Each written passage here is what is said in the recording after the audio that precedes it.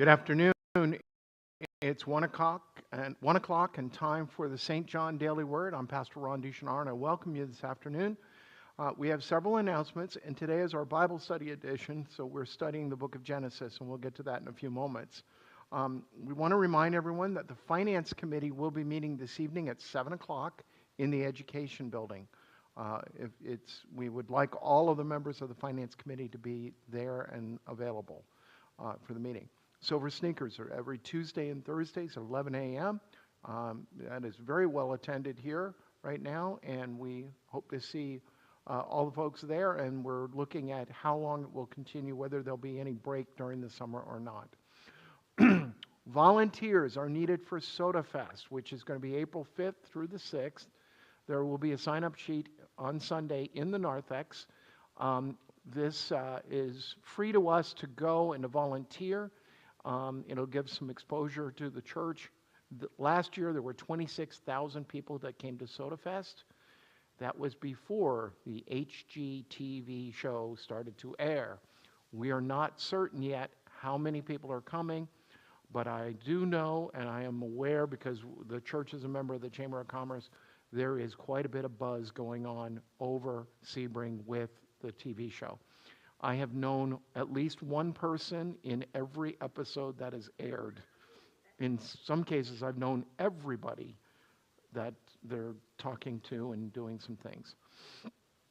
So we're going to have volunteer shifts. We're not going to volunteer. No one is expected to volunteer the entire time during Soda Fest, but we will have shifts going because it goes from the volunteers have to be there a half an hour before, so it's at 9:30 to 5 o'clock on Saturday, and it will be from, 10:30 to 4 o'clock on Sunday afternoon. And so we really want to see folks participate with us and representing the church doing that. And we have to do both days. We used to, at one time, we could do one day and not the other, but not this year. Lenten services on Wednesdays at 12 noon.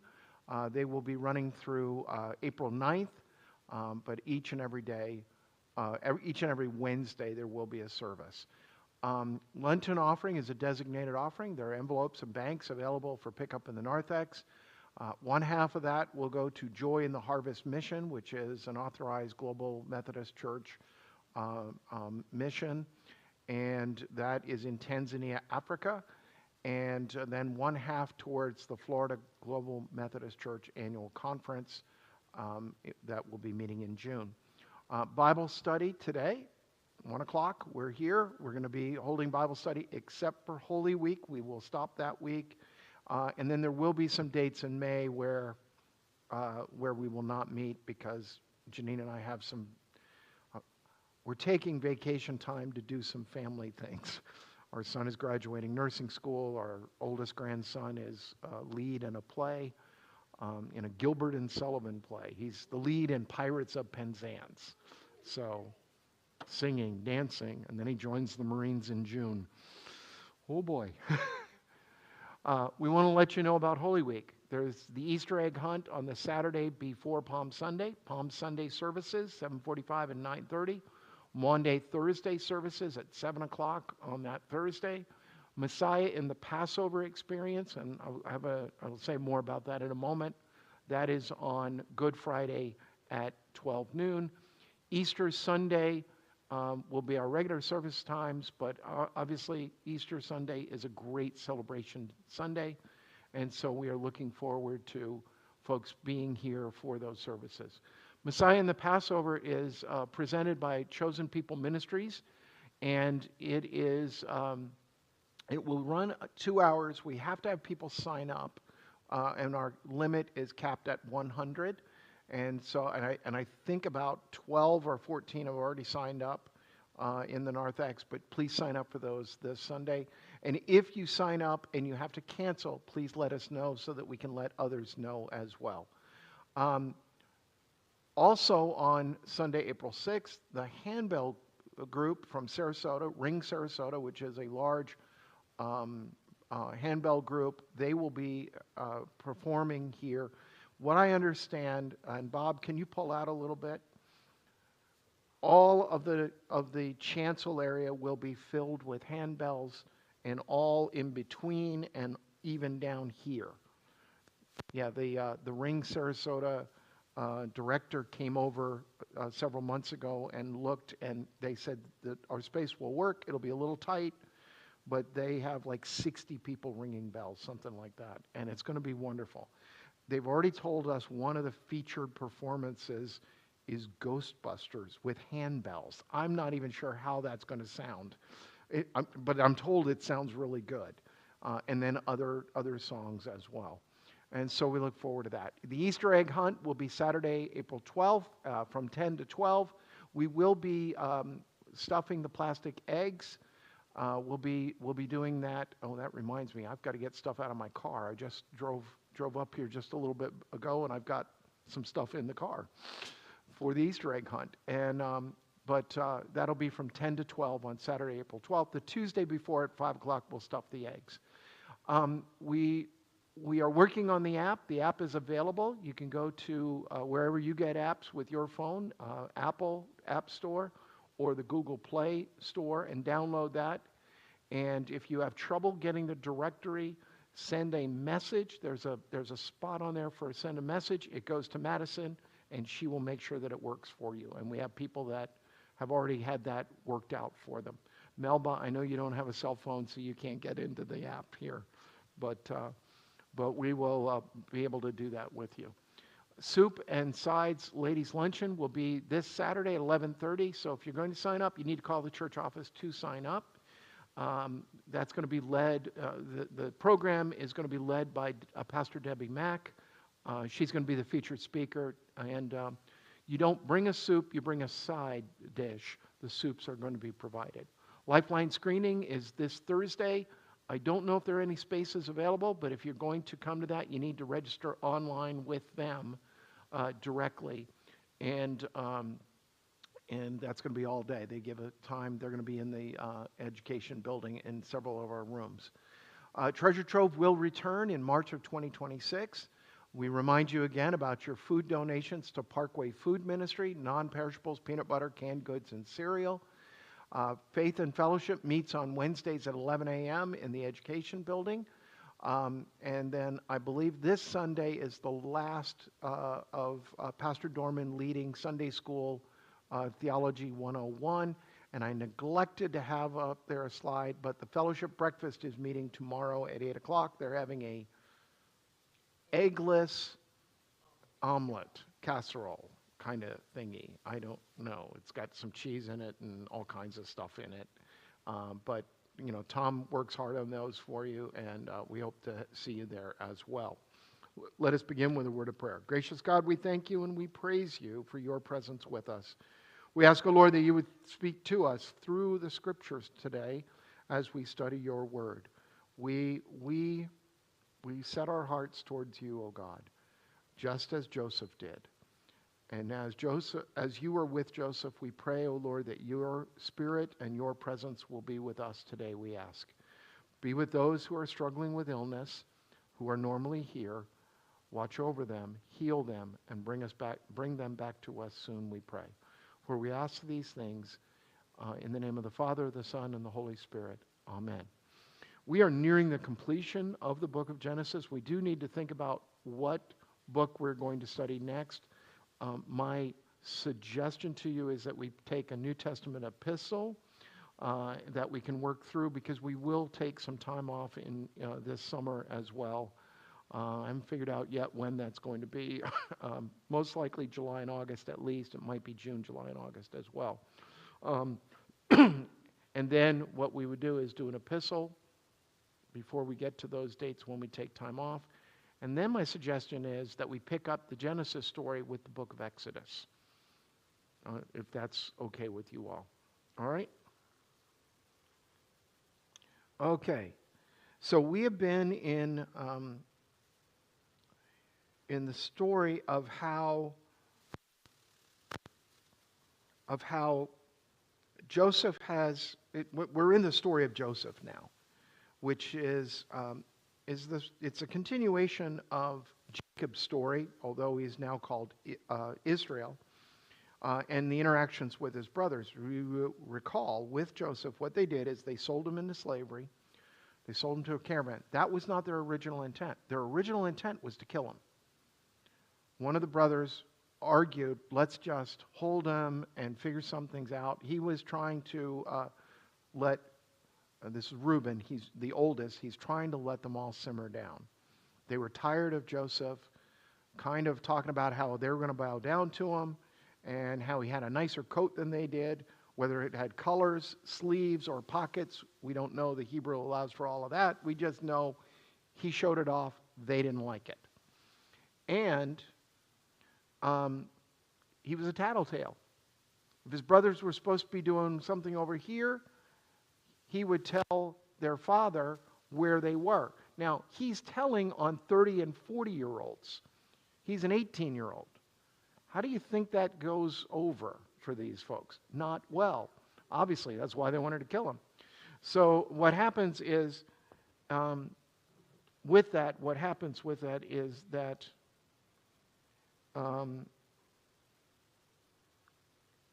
that he is, I'm just trying to check something because it's not up like it's supposed to be on the one thing. It is online. Okay. So what they're doing is they put him in a cistern.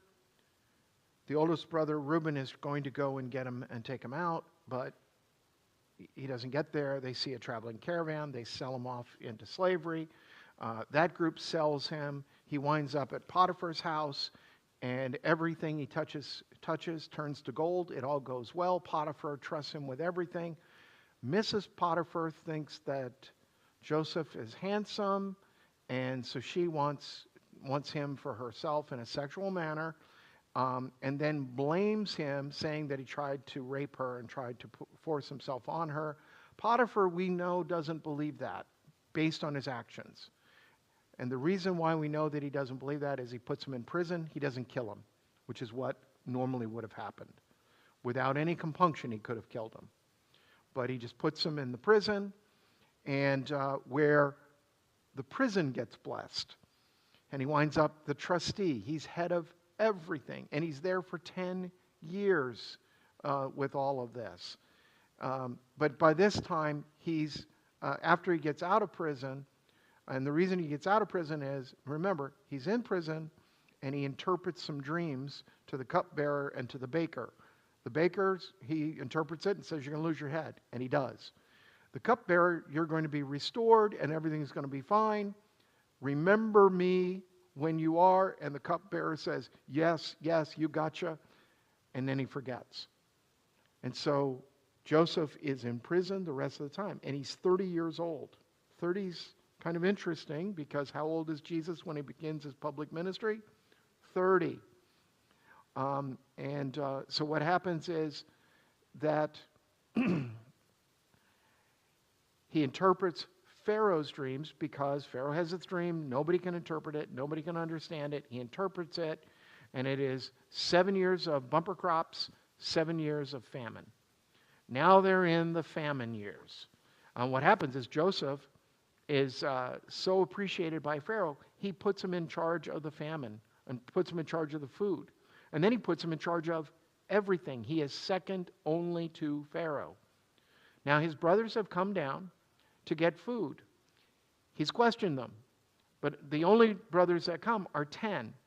They leave his other brother, Benjamin, who is his father's youngest son and favorite at this point because Joseph's gone. And he was the child who was born when his wife Rachel, whom he loved, even though he had 2 wives, 2 sisters, Leah and Rachel, and then 2 handmaids or concubines. And so, and those children were considered equal with the other children. But what happens is he doesn't send Benjamin. He sends them back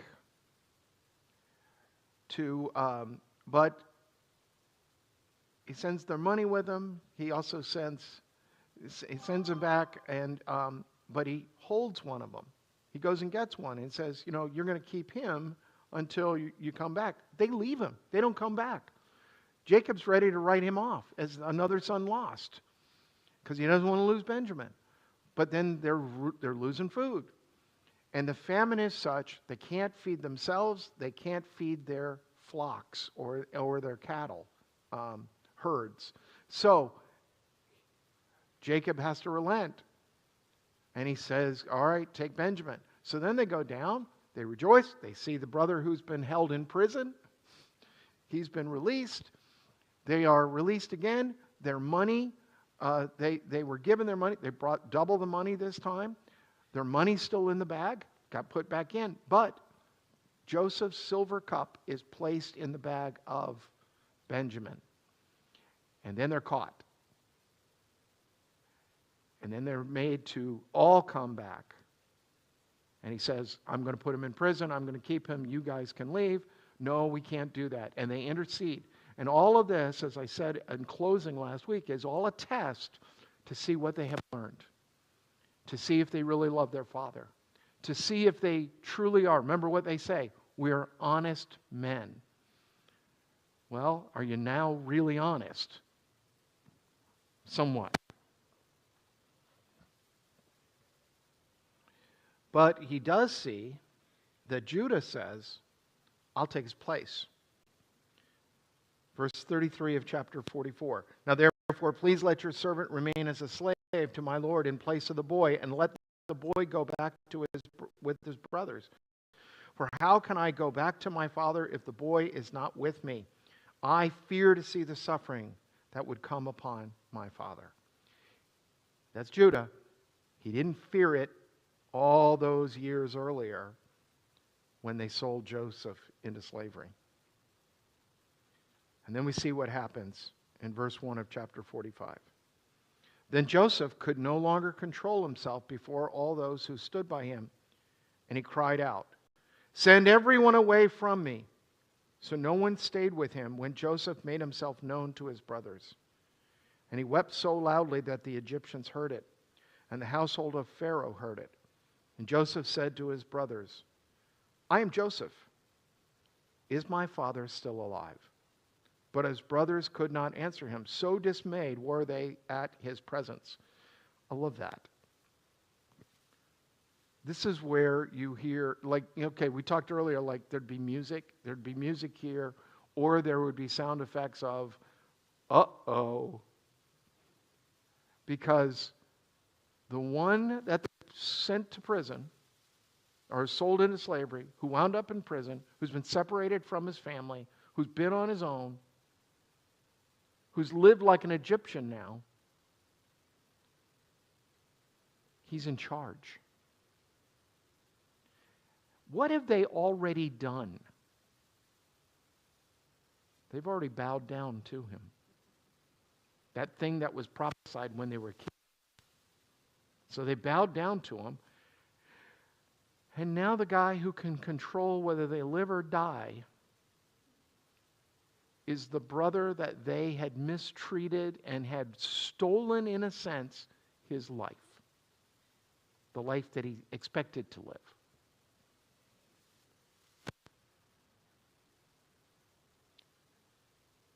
So they're upset. They're undone. I love how our English translation, so dismayed were they at his presence. Uh-oh. Then Joseph said to his brothers, come closer to me. And they came closer. He said, I am your brother, Joseph, whom you sold into Egypt. And now do not be distressed or angry with yourselves, because you sold me here. For God sent me before you to preserve life. For the famine has been in the land these 2 years, and there are 5 more years in which there will be neither plowing nor harvest. God sent me before you to preserve for you a remnant on earth, and to keep alive for you many survivors. So it was not you who sent me here, but God.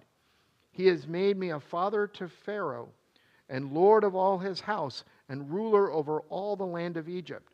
Hurry and go up to my father and say to him, thus says your son Joseph, God has made me Lord of all Egypt. Come down to me. Do not delay. You shall settle in the land of Goshen, and you shall be near me, you and your children and your children's children, as well as your flocks, your herds, and all that you have. I will provide for you there, since there are 5 more years of famine to come, so that you and your household and all that you have will not come to poverty. And now your eyes and the eyes of my brother Benjamin see that it is my own mouth that speaks to you. You must tell my father how greatly I am honored in Egypt and all that you have seen. Hurry and bring my father down here. Then he fell upon his brother Benjamin's neck and wept, while Benjamin wept upon his neck. And he kissed all his brothers and wept upon them. And after that, his brothers talked with him. So what do we see playing out here?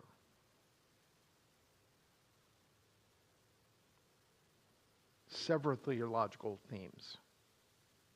Several. One is this idea of preservation in the midst of tribulation.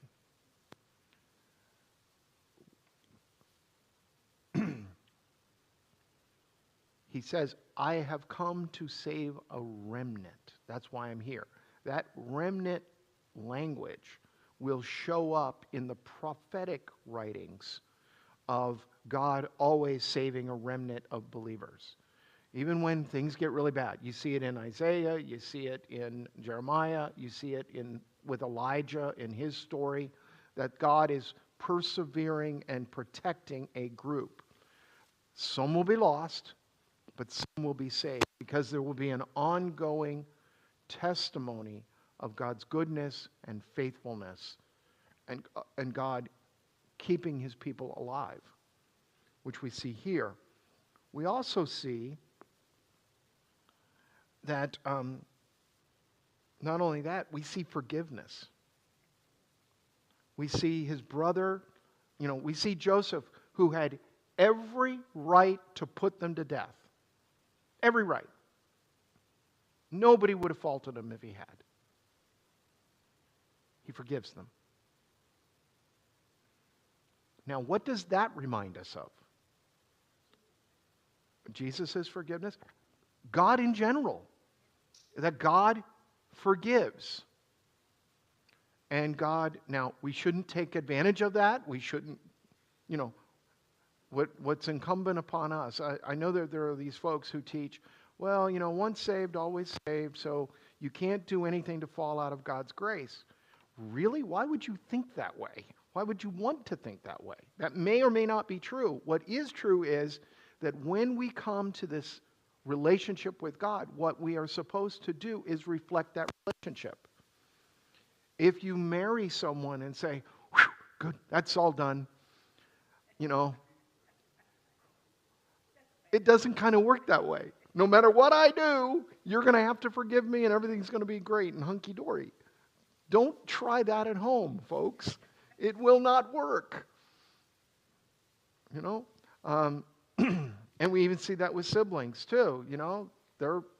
Sometimes people lose their patience with other folks and all of those kinds of things. But what we have here is Joseph acting out in a place of where he's acting out what God does, which is preserving folks, forgiving folks, welcoming them and greeting them, forgiving them.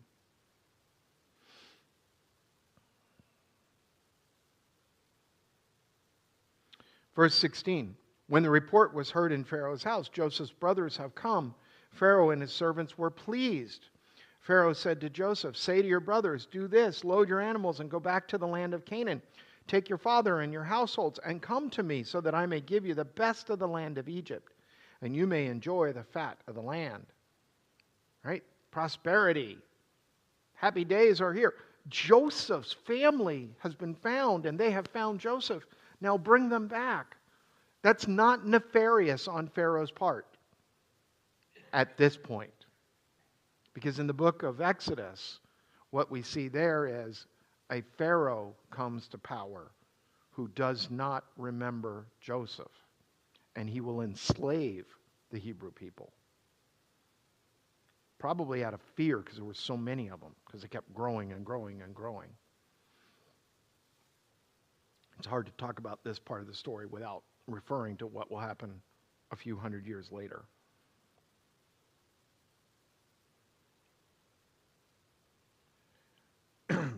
You are further charged to say, do this, take wagons from the land of Egypt for your little ones and for your wives, and bring your father and come.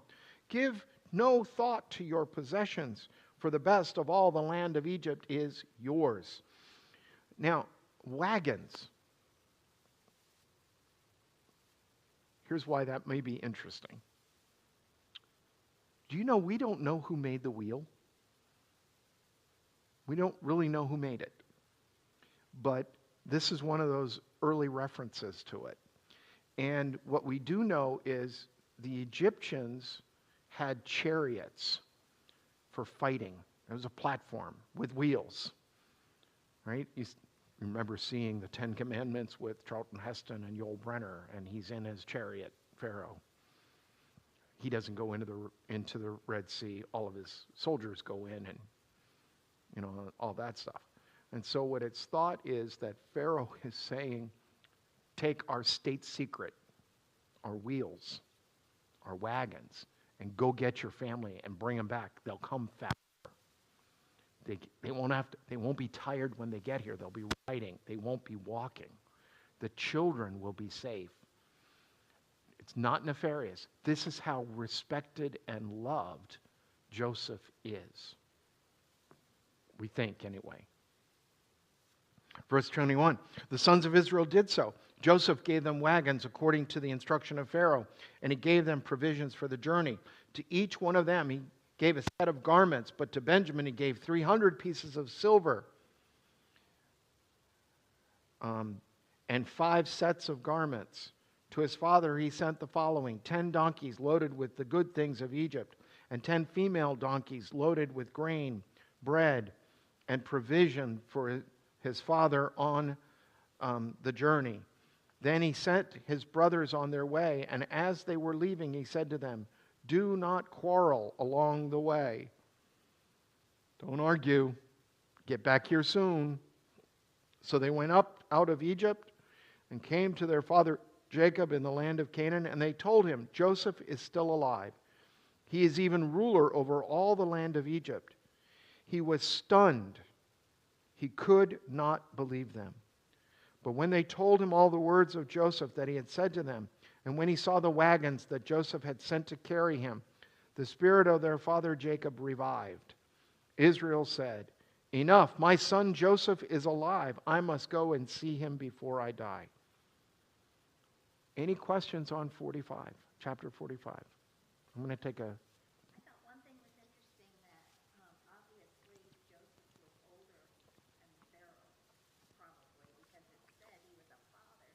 Yes. Yes, and Pharaoh's, and we don't know which Pharaoh this is, and the reason why we don't know is there is debate and there are arguments over the historical reliability as to whether Israel was ever in Egypt. We don't see the evidence of it, or at least the archaeologists feel like they don't see the evidence of it. Now there's some arguments over it. There are things called stelas. And what stelas are these obelisk stones. Some of them can be quite large. Some of them are kind of small. They're often boundary markers.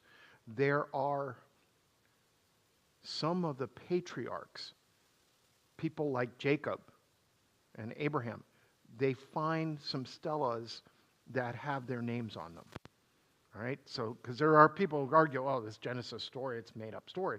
Well, but we find some historical evidence for their existence, all right? So we find that. The other is, we don't know the Pharaoh who was Pharaoh when Joseph came there. We don't know the Pharaoh who was in power when the Exodus took place.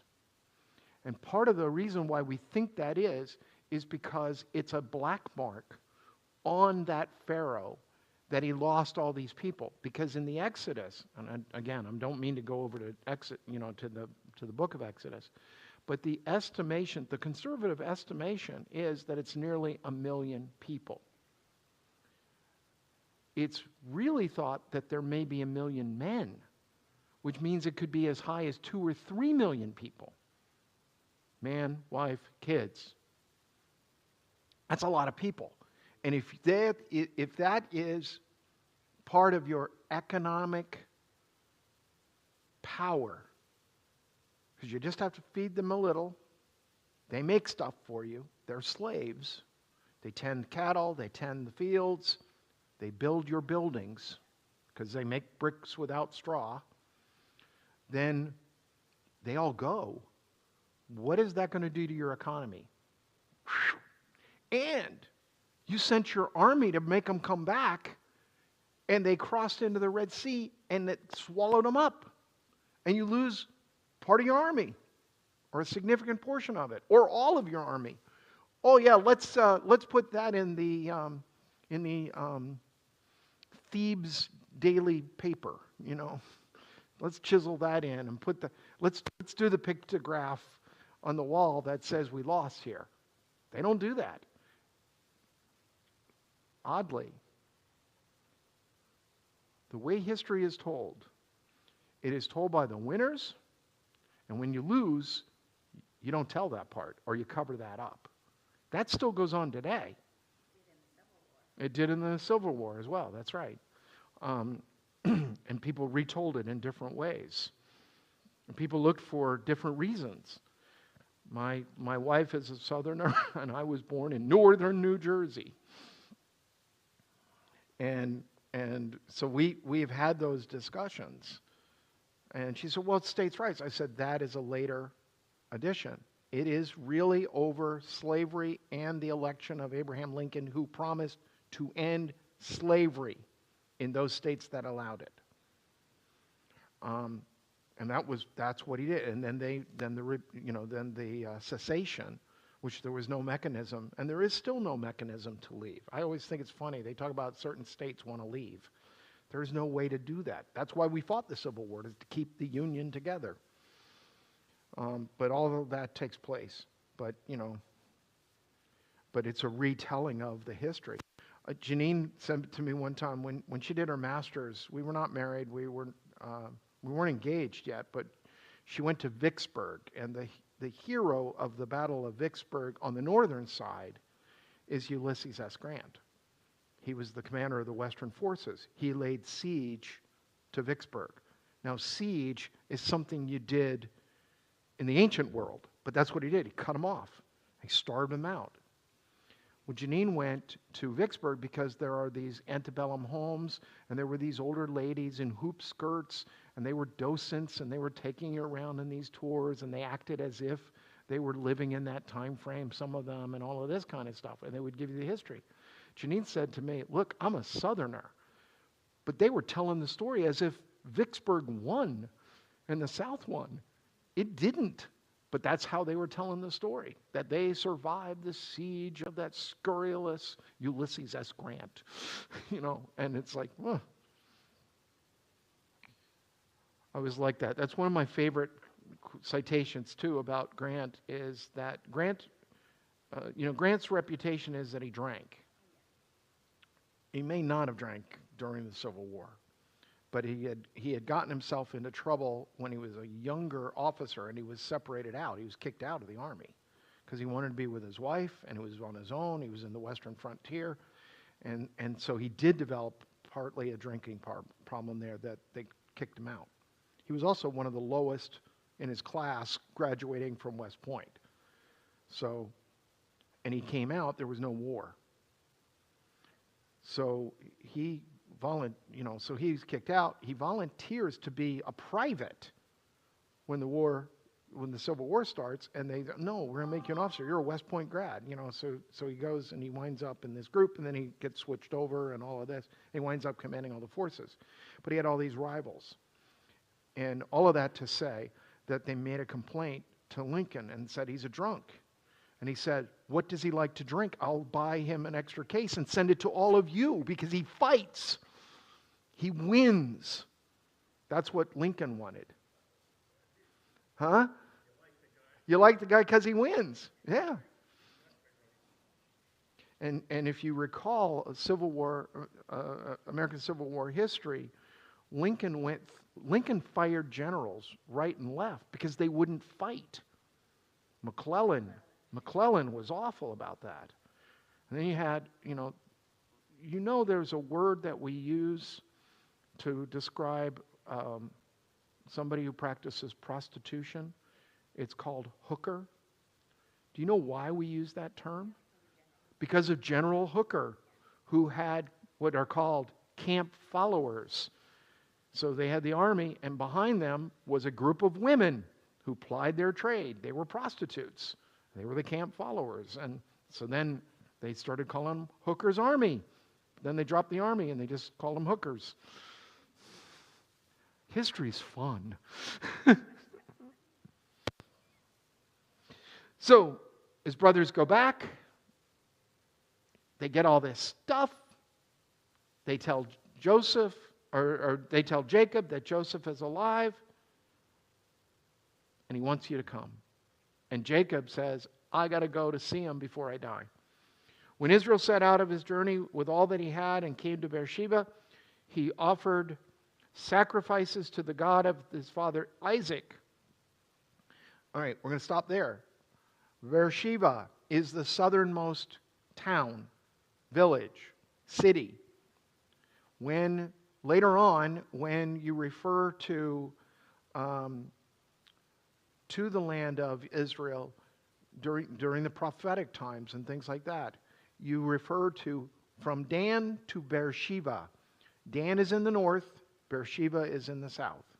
And you go south to go to Egypt. And so that it becomes the kind of a reflective of all the land, from Dan to Beersheba, from north to south. We would use that kind of language.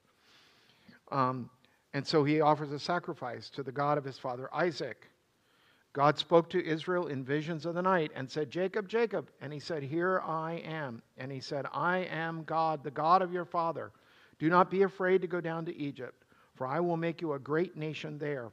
I myself will go down with you to Egypt, and I will also bring you up again, and Joseph's own hand shall close your eyes. Meaning you're going to live to see Isaac, or Jacob, you're going to live to see Joseph. And when you die, your own son will close your eyes as you begin your journey towards heaven. Then Jacob set out from Beersheba, and the sons of Israel carried their father, their little ones, and their wives in the wagons that Pharaoh had sent to carry them. They also took their livestock and the goods that they had acquired in the land of Canaan, and they came into Egypt. Jacob and all of his offspring with him, his sons and his sons' sons with him, and his daughters and his sons' daughters, meaning that his children and his grandchildren. All his offspring he brought with him into Egypt. Now these are the names of the Israelites, Jacob and his offspring who came to Egypt. Reuben, Jacob's firstborn, and the children of Reuben, Hanak, Palu, Hezron, and Carmi. The children of Simeon, Jamel, Jamin, Ohad, Yakin, Zohar, and Shaul, the son of a Canaanite woman. The children of Levi, Gershon, Kohath, and Merari. The children of Judah, Onan, Onan, Shelah, Perez, and Zereth. But and Onan died in the land of Canaan. And the children of Perez were Hezron and Hamul. The children of Issachar, Tola, Puva, Jashub, and Shimron. The children of Zebulun, Sered, Elon, and Jahil. These are the sons of Leah, whom she bore to Jacob in Padoram, together with his daughter Dinah. In all his sons and his daughters numbered 33. The children of Gad, Ziphion, Haggai, Shunim, Esbon, Eri, Arodai, and Ali. The children of Asher, Iman, Ishva, Ishvi, Beriah, and their sister Sarah. The children of Beriah, Heber and Malachi. These are the children of Zilpah, whom Laban gave to his daughter Leah, and these she bore to Jacob, 16 persons. All right, so you keep them count, 33, 16, right? You got 49 right now. And that's part of his children, not all of them. The children of Jacob's wife Rachel, Joseph and Benjamin. To Joseph in the land of Egypt were born Manasseh and Ephraim, whom Asnath, daughter of Potipherah, priest of On, bore to him. The children of Benjamin, Bela, Becher, Ashbel, Gera, Naaman, Ehi, Rosh, Mupim, Hupim, and Ard. I don't know if they're twins. We don't know. I often think, did they just run out of names and make stuff up? These are the children of Rachel who were born to Jacob, 14 persons in all.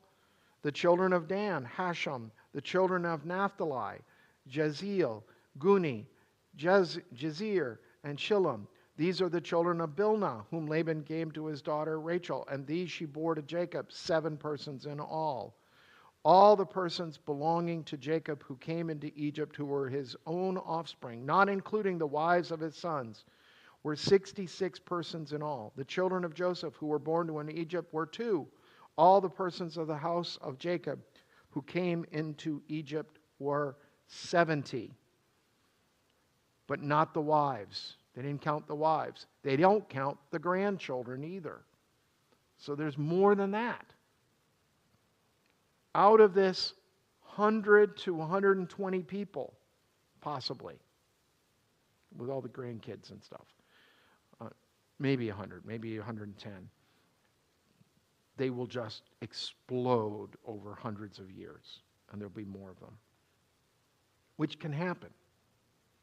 You can have a lot of children come and your branches and all that. I know one of the companies that did the genetic testing and stuff, 23andMe, declared bankruptcy. That's the one we used.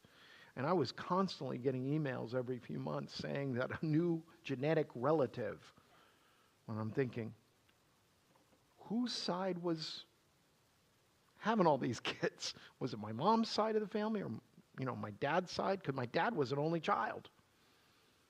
But my grandmother was one of 9. And so the genetic stuff goes that way. And my mom was one of, she had one sister, full sister, but she had a half sister. And her father may have had more children. We don't know. He was not a nice guy. He had a lot of girlfriends. Let's put it that way.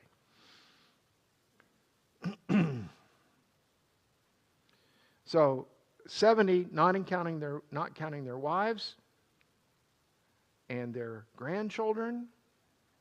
There's a lot of them.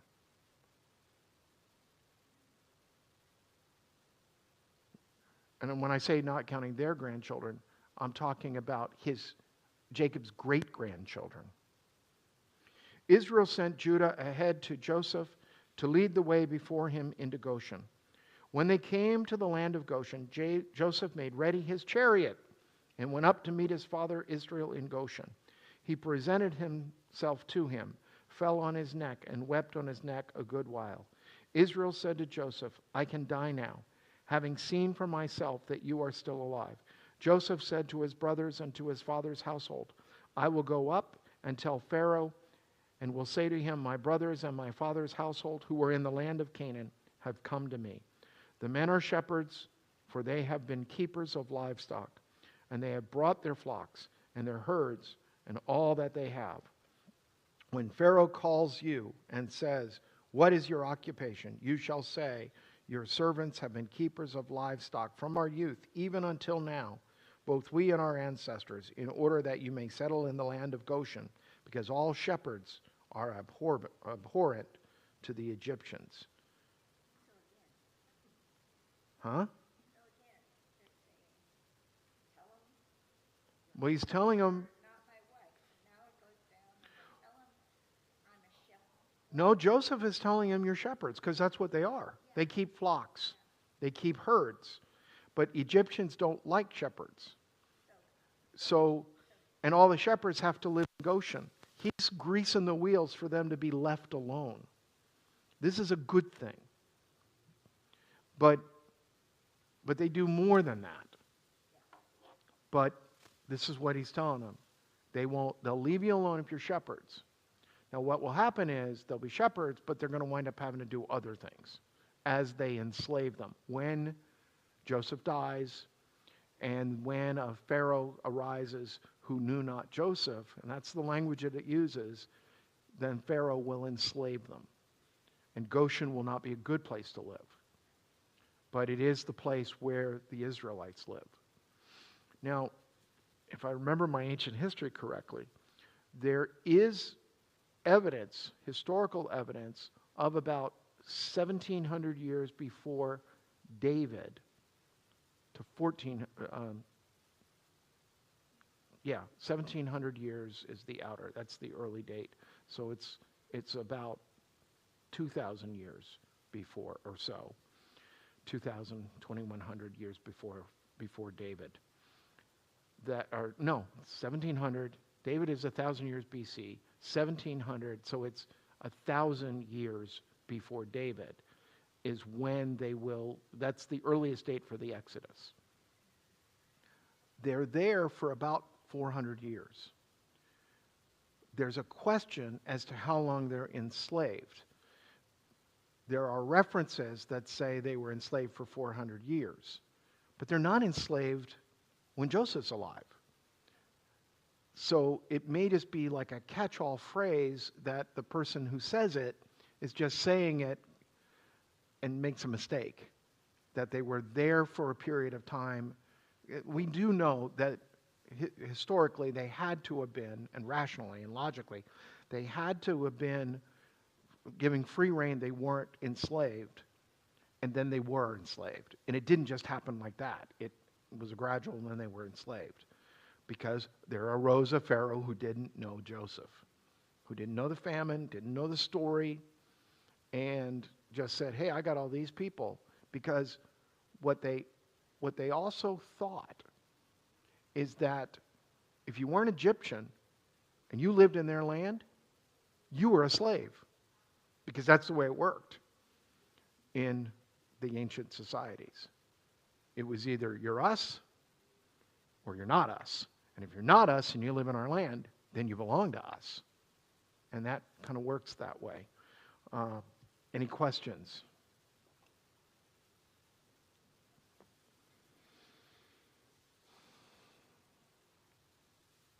I think we're going to end early today because I can't get through the next chapter and not do disservice. I would do disservice. But what we have here, though, is I do want you to understand this. Jacob's going to live for a while. Jacob is going to live for a while. He doesn't die until chapter 49. There are only 50 chapters. And so we'll stop there at 46. 47 is next. I've got 12 minutes or so. Are there any questions on this or questions on anything else?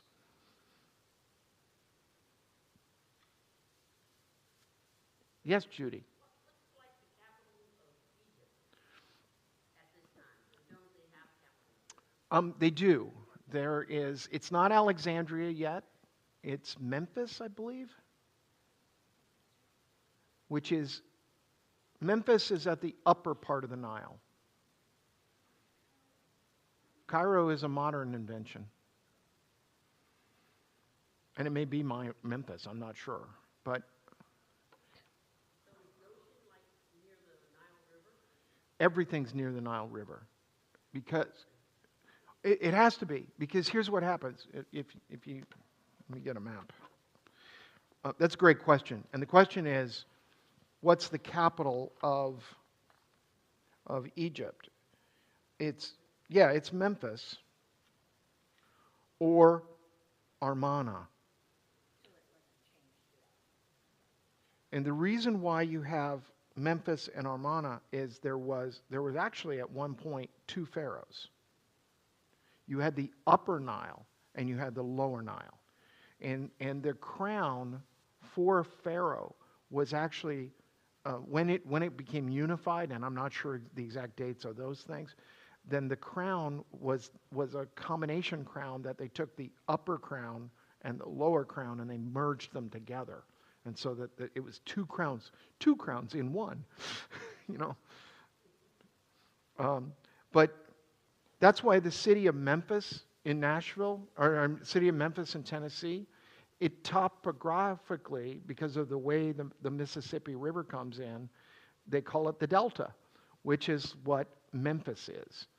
And Memphis is important because you can trade stuff from the upper to the southern one, but from the southern one you can trade to the north, but you can also go out to the Mediterranean and trade with other cities and other city-states and other countries.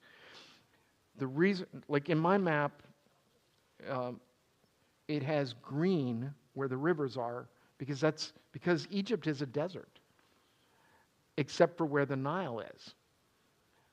Now, in this time frame, I suspect there's lack of rainfall and that the Nile doesn't, and I think I said early on, when you talk about Egypt, the way the Egyptian society was and the way the country was, you would get rains in the north and it would flood the Nile.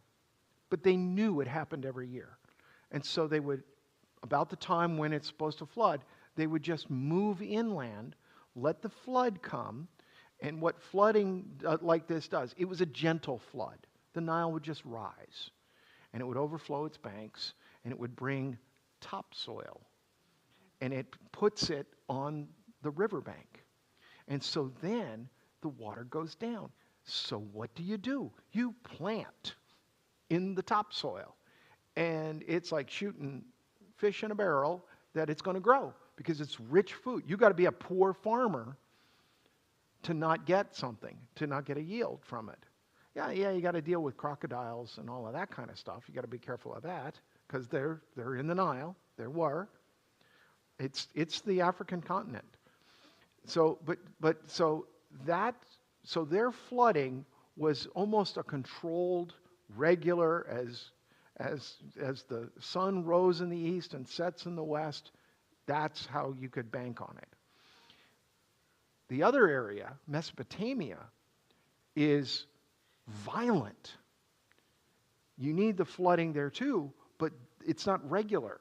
These harsh storms would come up. Plus, there were things like earthquakes and just violent stuff. And so the people's outlook and perspective of life is different. So the Egyptians, they had a leisure class and the wealthy. The other ones, they're more, they have to work for it. They've got a farm. They've got to eke out and scrape out an existence in a land that's not friendly, that's not predictable. Egypt is very predictable. So Egyptian society, like some of what we picture, it's thousands of years ago. There's a meme, and history does this for us. Cleopatra lives 200 years before Christ, 150 to 200 years in that time frame. Okay? Where she is in history, she is actually closer to the moon landing than the construction of the Great Pyramids of Giza, because that's thousands of years before she lives. And it's a little over 2,000 years that she lives from the moon, men walking on the moon. Egyptian society was thousands of years old. That's why we are not sure when this going there is at, and if I have friends who are they call themselves young Earth people. They believe that the Earth is only 7,000 to 10,000 years old. That looks old because God just put fully mature trees and stuff like that. I don't agree with that. I think that even the scripture, though it's 7 days, it does not necessarily have to be 7 literal 24-hour days. It could be long periods of time, thousands of years, millions of years. The writer, who was Moses, right? We understand that, Orthodox theology says it's Moses, that Moses is using poetry. Poetry is not science. It's not meant to be exact. And in fact, what did I say earlier? As regular as the sun rises in the east and sets in the west. Does the sun really rise and set? Really? No. The earth rotates. It appears to us that it rises and it sets. But we don't say, oh yes, tomorrow we will have the sun. The earth will rotate into a position relative to the sun that we then have daylight. We don't talk about that. We said, sunrise tomorrow. It's going to be beautiful. It's the way it works, right? I tell people in the new members class when we go through, I present the gospel going through the members class because I don't know where people are, and I just want everybody to be on the same page if they're a part of this congregation. And one of my favorite passages in the Psalms is that God forgives our sin and chooses to remember it no more. As far as the east is from the west, he will remember it no more, right? We know that verse. That's a powerful, beautiful verse, okay? But the way it works, because I understand geometry, is as if you keep going on the same line, it meets on the other side. But we don't talk that way. Poetry speaks to our hearts and to our souls. In the book of Genesis, at the beginning, in the description of creation, is flat out poetry. It's not meant to be a science book. Now, there's some scientific things there, and science keeps proving that much of it is correct. Some of you may recall and remember that about 40, 50, 60 years ago, ministers were railing against this idea of something called the Big Bang Theory. Yeah, they were wrong. I think the Big Bang Theory proves that the Bible may have something here. Because what the Big Bang Theory, underlying what the Big Bang Theory presents is there is a beginning point, which that sounds an awful lot like God saying, let there be light, and there was light, which is a beginning point. In the creation of account in Genesis, God says, let it come into existence, let it come to be. Do we know how it came to be? No. By the way, the young earth says, 9 o'clock in the morning, 17,000 years ago or 20,000 years ago, on a Monday, on a Monday, God said, let this happen. And then 24 hours later, God said this. And one of the discussions over that is, I've not been to that ark thing. I'm okay with it. It gets people talking. I've got 2 bones of contention. One is the description of the ark, of Noah's ark, does not have a bow and it does not have a stern. And that has a bow and a stern. That makes it look like it's a boat. And the word ark is a box. And the description of the construction, it sounds like a really big box. And by the way, they've done tests, to scale with using the construction of it, and it works, and it floats, but you can't turn it. But as I read the Genesis account, God was the one turning it and steering it and putting it places, not Noah. He's not the ultimate sailor. He's just there. And here's the other issue. Science tells us very clearly that dinosaurs and humans did not coexist at the same time. And yet, they contend that it did. And And there's a citation of Job where there are Leviathan is mentioned, which just means really big sea type of animal, and behemoths, and we're not sure what that is. If you're looking at an elephant for the first time, that looks pretty scary. So I don't know what it is. I don't know. I wanted to be a scientist. I was going to be a chemical engineer, so I was studying science, and so and my Christian faith does not have trouble with science. When we were on our big vacation a couple years ago in South Dakota, we took a tour we were in Deadwood. I had always wanted to go to Deadwood because I loved Wild Bill Hickok stories when I was a kid. I didn't realize that all the ones in the movies were all made up. But I did know that he was shot and killed by a guy who wanted to become famous. And he was actually acquitted. They did a miners' camp and he was acquitted. Then they did a real thing and he was hung. I mean, he was put to death. And that there is no evidence that Wild Bill Hickok and Calamity Jane ever even knew each other.